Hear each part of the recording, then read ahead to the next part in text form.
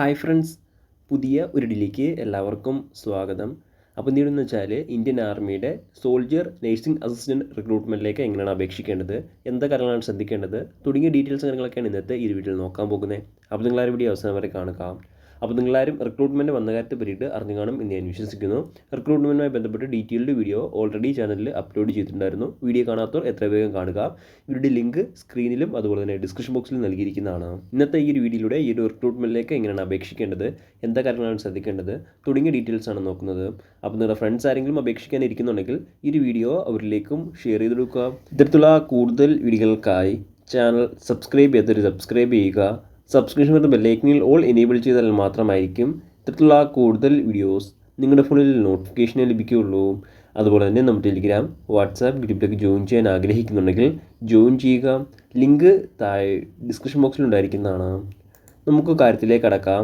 ഈ ഒരു റിക്രൂട്ട്മെൻറ്റിലേക്ക് അപേക്ഷിക്കേണ്ടത് ഓൺലൈൻ വഴിയാണ്. ഓൺലൈൻ വഴി www.joinindianarmy.nic.in ഈ ഒരു സൈറ്റ് വഴിയാണ് അപേക്ഷിക്കേണ്ടത്.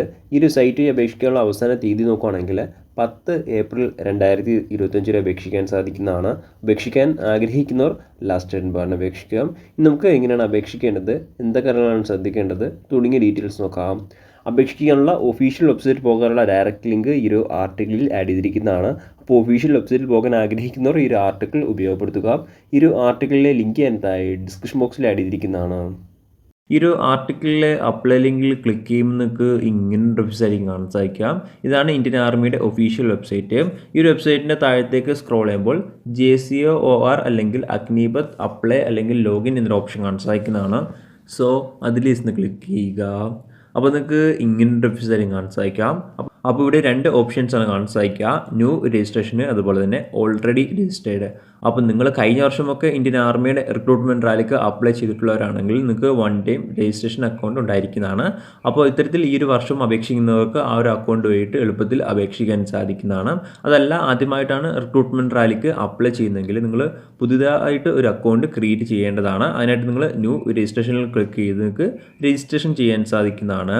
അപ്പോൾ ഇന്നത്തെ ഈ ഒരു വീഡിയോയിലൂടെ ആദ്യം എങ്ങനെയാണ് അക്കൗണ്ട് ക്രിയേറ്റ് ചെയ്യുന്നത്, അതിനുശേഷം ആ അക്കൗണ്ടിലൂടെ എങ്ങനെയാണ് അപേക്ഷിക്കുന്നതെന്നാണ് നോക്കുന്നത്.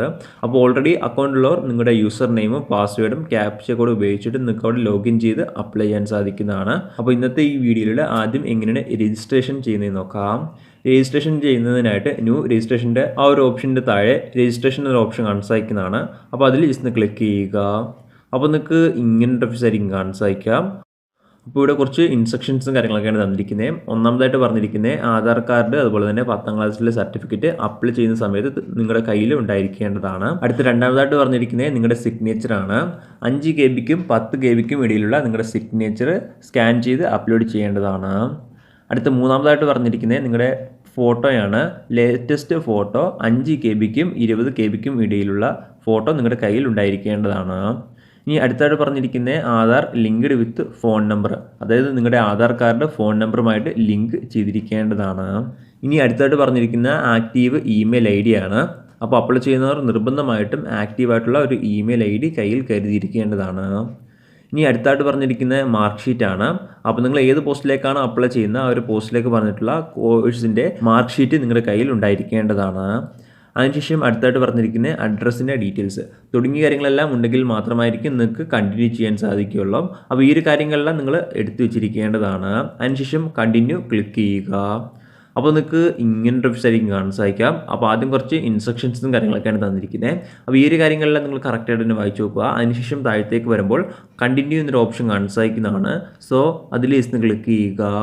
അപ്പോൾ നിങ്ങൾക്ക് ഇങ്ങനെ വെബ്സൈറ്റ് കാണാൻ സാധിക്കാം. അപ്പോൾ ഇവിടെ ചോദിച്ചിരിക്കുന്നത് രജിസ്ട്രേഷൻ വിത്ത് ആധാർ നമ്പർ അല്ലെങ്കിൽ മെട്രിക്കുലേഷൻ സർട്ടിഫിക്കറ്റ് എന്നാണ്. അപ്പോൾ നിങ്ങളുടെ കയ്യിൽ ആധാർ കാർഡ് ഉണ്ടെങ്കിൽ നിങ്ങൾക്ക് ആധാർ കാർഡ് ക്ലിക്ക് ചെയ്ത് നിങ്ങൾക്ക് രജിസ്ട്രേഷൻ ചെയ്യാൻ സാധിക്കുന്നതാണ്. അപ്പോൾ ആധാർ കാർഡ് ഉള്ളവർ ശ്രദ്ധിക്കേണ്ടതാണ്, നിങ്ങളുടെ ആധാർ കാർഡ് മൊബൈൽ നമ്പറുമായിട്ട് ലിങ്ക് ചെയ്തിരിക്കേണ്ടതാണ്. എന്നാൽ മാത്രമായിരിക്കും ആധാർ കാർഡുമായിട്ട് രജിസ്ട്രേഷൻ ചെയ്യാൻ സാധിക്കുകയുള്ളൂ. അല്ലെങ്കിൽ നിങ്ങൾക്ക് 10ാം ക്ലാസ്സിലെ സർട്ടിഫിക്കറ്റ് വെച്ചിട്ടും രജിസ്ട്രേഷൻ ചെയ്യാൻ സാധിക്കുന്നതാണ്. ഇവിടെ ഇപ്പം ആധാർ നമ്പർ വെച്ചിട്ടാണ് രജിസ്ട്രേഷൻ ചെയ്യാൻ പോകുന്നത്. അപ്പോൾ അതിനായിട്ട് നിങ്ങൾ ആധാർ നമ്പറിൻ്റെ ആ ഒരു ഓപ്ഷനിൽ ക്ലിക്ക് ചെയ്യുക. അതിനുശേഷം സ്വിച്ച് ഫ്രം ഡിജി ലോക്കർ എന്ന ഓപ്ഷൻ കാണാൻ സാധിക്കുന്നതാണ്. അപ്പോൾ അതിൽ ഇന്ന് ക്ലിക്ക് ചെയ്യുക. അപ്പോൾ നിങ്ങൾക്ക് ഇങ്ങനൊരു ഓപ്ഷനായിരിക്കും കാണാൻ സാധിക്കാം. അപ്പോൾ ഈ ഒരു സെക്ഷനിൽ നിങ്ങളുടെ ആധാർ കാർഡിൻ്റെ നമ്പർ എൻ്റർ ചെയ്യാനാണ് ആവശ്യപ്പെട്ടിരിക്കുന്നത്. അപ്പോൾ നിങ്ങളുടെ ആധാർ കാർഡിൻ്റെ നമ്പർ ഈ ഒരു സെക്ഷനിൽ എൻ്റർ ചെയ്യുക. അതിനുശേഷം തൊട്ട് താഴെ ഒരു ക്യാപ്ച കോഡ് കാണാൻ സാധിക്കുന്നതാണ്. ആ ഒരു ക്യാപ്ച കോഡ് തെറ്റാതെ തന്നെ ആ ഒരു കോളത്തിൽ എൻ്റർ ചെയ്ത് നെക്സ്റ്റ് എന്നൊരു ഓപ്ഷൻ കാണാൻ സാധിക്കുന്നതാണ്. സോ അതിൽ ക്ലിക്ക് ചെയ്യുക. അപ്പോൾ നിങ്ങൾക്ക് ഇങ്ങനൊരു ഓപ്ഷനായിരിക്കും കാണാൻ സാധിക്കാം. അപ്പോൾ നിങ്ങൾ നൽകിയിട്ടുള്ള ആധാർ കാർഡ് ഏത് മൊബൈൽ നമ്പറുമായിട്ടാണ് ലിങ്ക് ചെയ്തിരിക്കുന്നത് ആ ഒരു മൊബൈൽ നമ്പറിലേക്ക് ഒരു OTP ലഭിക്കുന്നതാണ്. ആ ഒരു OTP ഈ ഒരു സെക്ഷനിൽ എൻ്റർ ചെയ്താൽ മാത്രമായിരിക്കും നിങ്ങൾക്ക് കണ്ടിന്യൂ ചെയ്യാൻ സാധിക്കുകയുള്ളൂ. അപ്പോൾ നിങ്ങളുടെ മൊബൈൽ നമ്പറിലേക്ക് വന്നിട്ടുള്ള ആ ഒരു OTP ഈ ഒരു സെക്ഷനിൽ എൻ്റർ ചെയ്യുക. OTP വെരിഫിക്കേഷൻ ചെയ്ത ശേഷം നിങ്ങൾക്ക് ഇങ്ങനൊരു ഓപ്ഷനായിരിക്കും കാണാൻ സാധിക്കാം. അപ്പോൾ ഇവിടെ രജിസ്ട്രേഷൻ്റെ ഡീറ്റെയിൽസ് ആണ് ചോദിച്ചിരിക്കുന്നത്. അതായത് നിങ്ങളുടെ പേഴ്സണൽ ഡീറ്റെയിൽസ് ആണ് ആദ്യം ചോദിച്ചിരിക്കുന്നത്. ഇതിൽ ഒന്നാമതായിട്ട് ചോദിച്ചിരിക്കുന്നത് നിങ്ങളുടെ ഡൊമിസൈൽ സ്റ്റേറ്റ് ആണ്. അപ്പോൾ നിങ്ങളുടെ സ്റ്റേറ്റ് ഏതാണ് ആ ഒരു സ്റ്റേറ്റ് അവിടെ എൻ്റർ ചെയ്യുക അല്ലെങ്കിൽ സെലക്ട് ചെയ്യുക. അതിനുശേഷം അടുത്തായിട്ട് ചോദിച്ചിരിക്കുന്നത് ആധാർ കാർഡിൻ്റെ നമ്പറാണ്. അപ്പോൾ നിങ്ങളുടെ ആധാർ കാർഡിൻ്റെ നമ്പർ അവിടെ എൻ്റർ ചെയ്യുക. അതിനുശേഷം തൊട്ട് താഴെ നിങ്ങളുടെ കാൻഡിഡേറ്റ് നെയിമാണ് ചോദിച്ചിരിക്കുന്നത്. അപ്പോൾ ആധാറിലുള്ള പോലെ ആ ഒരു നെയിം അവിടെ എൻ്റർ ചെയ്യുക. അതിനുശേഷം അടുത്തായിട്ട് ചോദിച്ചിരിക്കുന്നത് ആധാർ കാർഡിലും 10ാം ക്ലാസ്സിലെ സർട്ടിഫിക്കറ്റിലും സെയിം നെയിം ആണോ എന്നാണ്.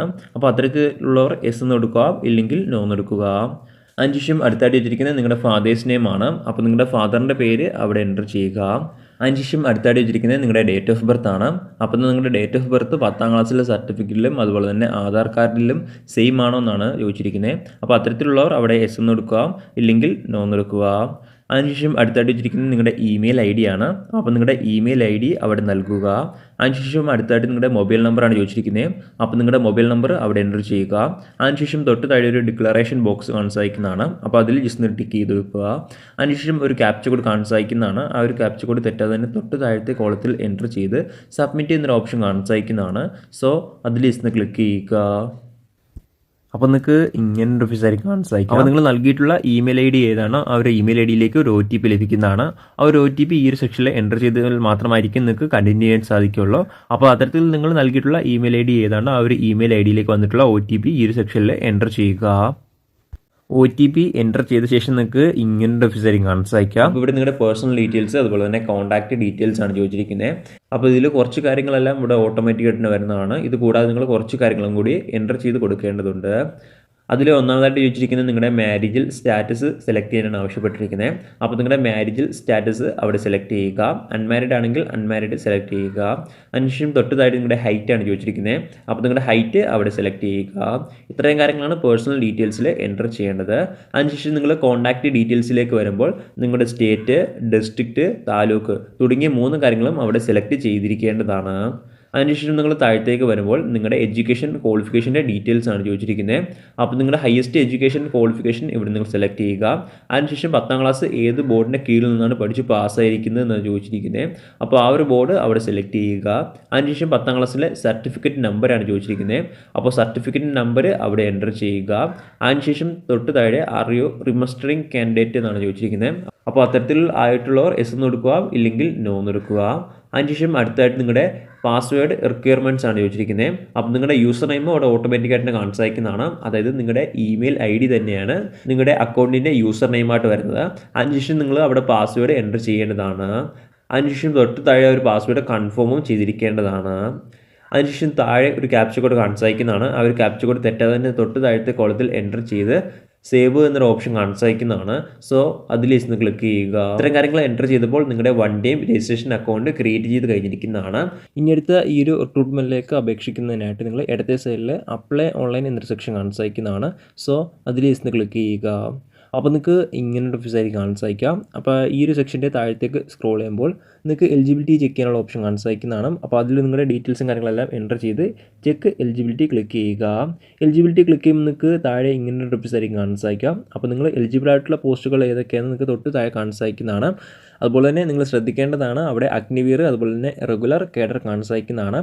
അപ്പോൾ അഗ്നിവീറിൻ്റെ അത് മാറ്റിയിട്ട് നിങ്ങൾ റെഗുലർ കേഡർ ആക്കിയാൽ മാത്രമായിരിക്കും ഇന്ത്യൻ ആർമിയുടെ റെഗുലർ റിക്രൂട്ട്മെൻറ്റ് റാലി അതായത് സോൾജർ നഴ്സിംഗ് അസിസ്റ്റൻറ്റ് പോസ്റ്റിലേക്ക് അപേക്ഷിക്കാൻ സാധിക്കുകയുള്ളൂ. അപ്പോൾ അതിൻ്റെ വലത്തെ സൈഡിൽ നിന്ന് കാണാൻ സാധിക്കുന്നതാണ് അപ്ലൈ എന്ന ഓപ്ഷൻ. അപ്പോൾ നിങ്ങൾ എൻ്റർ ചെയ്ത ഡീറ്റെയിൽസ് എല്ലാം ഈ ഒരു പോസ്റ്റിലേക്ക് എലിജിബിൾ ആണ് എങ്കിൽ മാത്രമായിരിക്കും നിങ്ങൾക്ക് അവിടെ വലത്തെ സൈഡിൽ അപ്ലൈ എന്നൊരു ഓപ്ഷൻ കാണാൻ സാധിക്കുകയുള്ളൂ. അപ്പോൾ അപേക്ഷിക്കുന്നതിനായിട്ട് നിങ്ങൾ അപ്ലൈ എന്നൊരു ഓപ്ഷൻ കാണാൻ സാധിക്കുന്നതാണ്. അപ്പോൾ അതിൽ ജസ്റ്റ് ക്ലിക്ക് ചെയ്യുക. അതുപോലെ തന്നെ നിങ്ങൾ ശ്രദ്ധിക്കുക മുകളിൽ അവിടെ അഗ്നിവീർ ആണ് കിടക്കുന്നതെങ്കിൽ അത് മാറ്റിയിട്ട് റെഗുലർ കേഡർ ആക്കേണ്ടതാണ്. അപ്ലൈ ക്ലിക്ക് ചെയ്യുമ്പോൾ നിങ്ങൾക്ക് ഇങ്ങനൊരു ഓപ്ഷനായിരിക്കും കാണാൻ സാധിക്കുക. അപ്പോൾ ഇവിടെ കുറച്ച് ഇൻസ്ട്രക്ഷൻസും കാര്യങ്ങളൊക്കെയാണ് തന്നിരിക്കുന്നത്. അപ്പോൾ ഈ ഒരു കാര്യങ്ങളെല്ലാം നിങ്ങൾ കറക്റ്റായിട്ട് തന്നെ വായിച്ച് നോക്കുക. താഴത്തേക്ക് വരുമ്പോൾ സേവ് ആൻഡ് കണ്ടിന്യൂ എന്നൊരു ഓപ്ഷൻ കാണാൻ സാധിക്കുന്നതാണ്. സോ അതിൽ ക്ലിക്ക് ചെയ്യുക. നിങ്ങൾക്ക് ഇങ്ങനൊരു ഓപ്ഷനായിരിക്കും കാണാൻ സാധിക്കാം. ആദ്യം പേഴ്സണൽ ഡീറ്റെയിൽസ് ആണ് ചോദിച്ചിരിക്കുന്നത്. അപ്പോൾ അതിൽ നിങ്ങൾ കുറച്ച് കാര്യങ്ങൾ ഓട്ടോമാറ്റിക്കായിട്ട് വരുന്നതാണ്. അപ്പോൾ ഇതിൽ നിങ്ങൾ മെയിനായിട്ടും ചെയ്യേണ്ടത് നിങ്ങളുടെ പാസ്പോർട്ട് സൈസ് ഫോട്ടോ അതുപോലെ തന്നെ സിഗ്നേച്ചർ അപ്ലോഡ് ചെയ്യാനാണ് ആവശ്യപ്പെട്ടിരിക്കുന്നത്. അപ്ലോഡ് ചെയ്യുമ്പോൾ കൃത്യമായിട്ടുള്ള സൈസും കാര്യങ്ങളൊക്കെ പറയുന്നുണ്ട്. ആ ഒരു സൈസിൽ തന്നെ അപ്ലോഡ് ചെയ്യുക. അതിനുശേഷം നിങ്ങൾ റിലീജിയന് അതുപോലെ തന്നെ ക്ലാസ് ഈ ഒരു സെക്ഷനിൽ സെലക്ട് ചെയ്തിരിക്കേണ്ടതാണ്. മെയിനായിട്ടും ഇത്രയും കാര്യങ്ങളാണ് ഈ ഒരു സെക്ഷനിൽ സെലക്ട് ചെയ്യേണ്ടത്. അതിനുശേഷം താഴത്തേക്ക് വരുമ്പോൾ സേവ് എന്നൊരു ഓപ്ഷൻ കാണാൻ സാധിക്കുന്നതാണ്. സോ അതിൽ ക്ലിക്ക് ചെയ്യുക. അപ്പോൾ നിങ്ങളുടെ അഡ്രസ്സിൻ്റെ ഡീറ്റെയിൽസും കാര്യങ്ങളൊക്കെയാണ് ചോദിച്ചിരിക്കുന്നത്. അപ്പോൾ ഈ ഒരു സെക്ഷനിൽ നിർബന്ധമായിട്ടും എൻ്റർ ചെയ്തിരിക്കേണ്ടതാണ്. ആദ്യമായിട്ട് ചോദിച്ചിരിക്കുന്നത് പെർമനൻറ്റ് അഡ്രസ്സാണ്. അതിനുശേഷം നിങ്ങളുടെ കറസ്പോണ്ടൻറ്റ് അഡ്രസ്സുമാണ് ചോദിച്ചിരിക്കുന്നത്. അപ്പോൾ ഈ ഒരു 2 അഡ്രസ്സ് നിങ്ങൾ നിർബന്ധമായിട്ടും എൻ്റർ ചെയ്തിരിക്കേണ്ടതാണ്. അത് നിങ്ങൾ പെർമനൻറ്റ് അഡ്രസ്സ് എൻ്റർ ചെയ്യുക. അതിനുശേഷം സെയിം ആണെങ്കിൽ നിങ്ങൾക്ക് അവിടെ ഓപ്ഷൻ കാണിച്ചിരിക്കുന്നതാണ് സെയിം ആസ് പെർമനൻറ്റ് അഡ്രസ്സ് എന്ന്. അപ്പോൾ അത് ടിക്ക് ചെയ്ത് നിങ്ങൾക്ക് എളുപ്പത്തിൽ എൻ്റർ ചെയ്യാൻ സാധിക്കുന്നതാണ്. അതല്ല ഡിഫറൻറ്റ് ആണെങ്കിൽ നിങ്ങൾ സെപ്പറേറ്റ് എൻ്റർ ചെയ്തിരിക്കേണ്ടതാണ്. എല്ലാ കാര്യങ്ങളും എൻ്റർ ചെയ്ത ശേഷം സേവ് ആൻഡ് കണ്ടിന്യൂ എന്നൊരു ഓപ്ഷൻ കാണാൻ സാധിക്കുന്നതാണ്. സോ അതിൽ ക്ലിക്ക് ചെയ്യുക. അപ്പോൾ നിങ്ങൾക്ക് ഇങ്ങനൊരു ഓപ്ഷനായിരിക്കും കാണാൻ സാധിക്കാം. അപ്പോൾ ഇതിൽ നിങ്ങളുടെ ഡീറ്റെയിൽസ് ആണ് ചോദിച്ചിരിക്കുന്നത്. അപ്പോൾ അതിൽ ഒന്നാമതായിട്ട് ചോദിച്ചിരിക്കുന്നത് നിങ്ങൾ ഏതെങ്കിലും സ്പോർട്സ് സർട്ടിഫിക്കറ്റ് ഉണ്ടോ എന്നാണ്. അപ്പോൾ അത്തരത്തിലുള്ളവർ എസ് എന്ന് കൊടുക്കുക, ഇല്ലെങ്കിൽ നോ എന്ന് എടുക്കുക. അതിനുശേഷം അടുത്തായിട്ട് ചോദിച്ചിരിക്കുന്നത് NCC സർട്ടിഫിക്കറ്റ് ഉണ്ടോ എന്നാണ്. ഉള്ളവർ അവിടെ എസ് എന്ന് കൊടുക്കുക, ഇല്ലെങ്കിൽ നോ എന്ന് എടുക്കുക. അതിനുശേഷം അടുത്തായിട്ട് ചോദിച്ചിരിക്കുന്നത് നിങ്ങൾ താഴെ പറയുന്ന ഏതെങ്കിലും കാറ്റഗറിയിൽ ഇൻവോൾവ് ആവുന്നുണ്ടോ എന്നാണ്. അപ്പോൾ അത്തരത്തിലുള്ളവർ ആ ഒരു കാറ്റഗറി അവിടെ സെലക്ട് ചെയ്യുക. ഇനി അടുത്തായിട്ട് ചോദിച്ചിരിക്കുന്നത് ഹയസ്റ്റ് എഡ്യൂക്കേഷൻ ക്വാളിഫിക്കേഷൻ ആണ്. അപ്പോൾ അവിടെ നിങ്ങൾ +2 സെലക്ട് ചെയ്യുക. അതിനുശേഷം നിങ്ങൾ താഴെ ഏത് കാറ്റഗറി ആണെന്നാണ് ചോദിച്ചിരിക്കുന്നത്. അതായത് ഏതൊരു പോസ്റ്റിലേക്കാണ് അപ്ലൈ ചെയ്യുന്നത്. അതായത് നിങ്ങൾ സോൾജർ നഴ്സിംഗ് അസിസ്റ്റൻറ്റ് പോസ്റ്റിലേക്കാണോ അതോ സോൾജർ നഴ്സിംഗ് അസിസ്റ്റൻറ്റ് വെറ്റിനറി പോസ്റ്റിലേക്കാണോ അപ്ലൈ ചെയ്യുന്നത് എന്നാണ് ചോദിച്ചിരിക്കുന്നത്. അപ്പോൾ നിങ്ങൾ അപേക്ഷിക്കുന്ന പോസ്റ്റ് ഏതാണോ അത് അവിടെ സെലക്ട് ചെയ്യുക.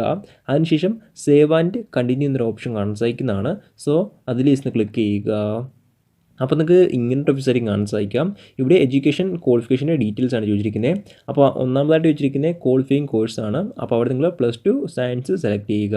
അതിനുശേഷം നിങ്ങൾ എഡ്യൂക്കേഷൻ ബോർഡാണ് ചോദിച്ചിരിക്കുന്നത്. അപ്പോൾ അത് അവിടെ സെലക്ട് ചെയ്യുക. അതിനുശേഷം year of passing, roll number, അതുപോലെ തന്നെ സർട്ടിഫിക്കറ്റ് നമ്പർ തുടങ്ങിയ കാര്യങ്ങളെല്ലാം അവിടെ എൻ്റർ ചെയ്തിരിക്കേണ്ടതാണ്. അതിനുശേഷം താഴെ ആഡ് എന്നൊരു ഓപ്ഷൻ കാണാൻ സാധിക്കുന്നതാണ്. സോ അതിൽ ക്ലിക്ക് ചെയ്യുക. അപ്പോൾ നിങ്ങൾക്ക് തൊട്ട് താഴെ ഇങ്ങനൊരു ഇൻ്റർഫേസ് ആയിരിക്കും കാണാൻ സാധിക്കാം. അപ്പോൾ ഇവിടെ നിങ്ങൾ +2ൻ്റെ ഡീറ്റെയിൽസും കാര്യങ്ങളെല്ലാം എൻ്റർ ചെയ്തിരിക്കേണ്ടതാണ്. അതായത് +2ൽ പഠിച്ചിട്ടുള്ള ഓരോ സബ്ജക്റ്റിൻ്റെയും മാർക്ക് നിങ്ങൾ താഴെ എൻ്റർ ചെയ്തിരിക്കേണ്ടതാണ്. എന്നാൽ മാത്രമായിരിക്കും നിങ്ങൾക്ക് കണ്ടിന്യൂ ചെയ്യാൻ സാധിക്കുകയുള്ളൂ. അങ്ങനെ നിങ്ങൾ പഠിച്ചിട്ടുള്ള എല്ലാ സബ്ജക്റ്റിൻ്റെയും മാർക്ക് അവിടെ എൻ്റർ ചെയ്യുക. അതുപോലെ തന്നെ ഓട്ടോമാറ്റിക്കായിട്ട് തന്നെ അഗ്രിഗേറ്റ് മാർക്കും അവിടെ വരുന്നതാണ്. അതിനുശേഷം സേവ് ആൻഡ് കണ്ടിന്യൂ എന്നൊരു ഓപ്ഷൻ കാണാൻ സാധിക്കുന്നതാണ്. സോ അതിൽ ക്ലിക്ക് ചെയ്യുക. അപ്പോൾ നിങ്ങൾക്ക് ഇങ്ങനൊരു ഓപ്ഷനായിരിക്കും കാണാൻ സാധിക്കാം. അപ്പോൾ ഇവിടെ എക്സാം സെൻറ്ററിൻ്റെ ഡീറ്റെയിൽസ് ആണ് ചോദിച്ചിരിക്കുന്നത്. അപ്പോൾ ആദ്യം നിങ്ങളുടെ ഹോം സ്റ്റേറ്റ് അതുപോലെ തന്നെ സിറ്റി ഇവിടെ കാണാൻ സാധിക്കുന്നതാണ്. അതിനുശേഷം നിങ്ങൾക്ക് 5 സെൻറ്റർ വരെ ചൂസ് ചെയ്യാൻ സാധിക്കുന്നതാണ്. കേരളത്തിലും എക്സാം സെൻറ്റർ ഉണ്ടായിരിക്കുന്നതാണ്. അപ്പോൾ അത്തരത്തിൽ നിങ്ങൾ 5 എക്സാം സെൻറ്റർ ഇവിടെ ചൂസ് ചെയ്യുക. ഇനി അടുത്തായിട്ട് ചോദിച്ചിരിക്കുന്നത് എക്സാമിനേഷൻ്റെ ലാംഗ്വേജ് ആണ് സെലക്ട് ചെയ്യാൻ ആവശ്യപ്പെട്ടിരിക്കുന്നത്. അപ്പോൾ നിങ്ങൾ ഏത് ലാംഗ്വേജ് ഉപയോഗിച്ചിട്ടാണോ എക്സാമിനേഷൻ അറ്റൻഡ് ചെയ്യുന്നത് ആ ഒരു ലാംഗ്വേജ് ഇവിടെ നിന്ന് സെലക്ട് ചെയ്യുക. അതിന് മുമ്പായിട്ട് തൊട്ട് മുകളിൽ ഒരു ചോദ്യം ചോദിച്ചിട്ടുണ്ട്. നിങ്ങൾ എങ്ങനെയാണ് അപ്ലൈ ചെയ്യുന്നത്? സ്വന്തമായിട്ടാണോ അപ്ലൈ ചെയ്യുന്നത്, അല്ലെങ്കിൽ കഫേ മുഖാന്തരമാണോ അപ്ലൈ ചെയ്യുന്നത്, അതല്ല ഏതെങ്കിലും ഏജൻസി മുഖാന്തരമാണോ അപ്ലൈ ചെയ്യുന്നതാണ് ചോദിച്ചിരിക്കുന്നത്. അപ്പോൾ ഏത് വഴിയാണ് നിങ്ങൾ അപ്ലൈ ചെയ്യുന്നത് അത് അവിടെ സെലക്ട് ചെയ്യുക. അതിനുശേഷം സേവ് എന്നൊരു ഓപ്ഷൻ കാണാൻ സാധിക്കുന്നതാണ്. അപ്പോൾ അതിൽ ക്ലിക്ക് ചെയ്യുക. അപ്പോൾ നിങ്ങൾക്ക് ഇങ്ങനൊരു ഓപ്ഷനായിരിക്കും കാണാൻ സാധിക്കാം. അപ്പോൾ നിങ്ങളുടെ ആപ്ലിക്കേഷൻ്റെ പ്രിവ്യൂ ആണ് ഈ ഒരു സെക്ഷനിൽ വന്നിരിക്കുന്നത്. അപ്പോൾ നിങ്ങൾ എൻ്റർ ചെയ്ത ഡീറ്റെയിൽസ് കാര്യങ്ങളെല്ലാം ഈ ഒരു സെക്ഷനിൽ വരുന്നതാണ്. അപ്പോൾ ഇതെല്ലാം വെരിഫൈ ചെയ്യേണ്ടതാണ്. എന്തെങ്കിലും മിസ്റ്റേക്ക് കാര്യങ്ങളൊക്കെ ഉണ്ടെങ്കിൽ നിങ്ങൾക്ക് എഡിറ്റ് ചെയ്യാനുള്ള ഓപ്ഷൻ ലഭിക്കുന്നതാണ്. എല്ലാം വെരിഫൈ ചെയ്ത ശേഷം കറക്റ്റ് ആണെങ്കിൽ താഴത്തേക്ക് വരുമ്പോൾ പേ എന്നൊരു ഓപ്ഷൻ കാണാൻ സാധിക്കുന്നതാണ്. സോ അതിൽ ക്ലിക്ക് ചെയ്യുക. അപ്പോൾ നിങ്ങൾക്ക് ഇങ്ങനൊരു ഓപ്ഷനായിരിക്കും കാണാൻ സാധിക്കാം. അപ്പോൾ 250 രൂപയാണ് ആപ്ലിക്കേഷൻ ഫീസ്. ആപ്ലിക്കേഷൻ ഫീസ് എല്ലാ കാൻഡിഡേറ്റ്സും നിർബന്ധമായിട്ടും അടച്ചിരിക്കേണ്ടതാണ്. എന്നാൽ മാത്രമായിരിക്കും നിങ്ങളുടെ ആപ്ലിക്കേഷൻ സ്വീകരിക്കുകയുള്ളൂ. ആപ്ലിക്കേഷൻ ഫീസ് അടച്ച ശേഷം നിങ്ങൾക്ക് ആപ്ലിക്കേഷൻ്റെ പ്രിൻ്റ് ഔട്ടും എടുക്കാൻ സാധിക്കുന്നതാണ്. ഇങ്ങനെയാണ് ഇന്ത്യൻ ആർമിയുടെ അഗ്നിവീർ ആർമി റിക്രൂട്ട്മെൻറ്റ് റാലിക്ക് അപേക്ഷിക്കേണ്ട ശരിയായ രീതി. അപ്പോൾ അപേക്ഷിക്കാൻ ആഗ്രഹിക്കുന്നവർ ലാസ്റ്റ് ഡേറ്റ് പാർട്ടിന് അപേക്ഷിക്കുക. അതുപോലെ തന്നെ അപ്ലൈ ചെയ്ത ശേഷം നിങ്ങൾ ആപ്ലിക്കേഷൻ്റെ സ്റ്റാറ്റസും നിർബന്ധമായിട്ടും പരിശോധിച്ചിരിക്കേണ്ടതാണ്. അപ്പം നമുക്ക് മറ്റൊരു വീഡിയോയിൽ കാണാം. അതുവരെ ബൈ.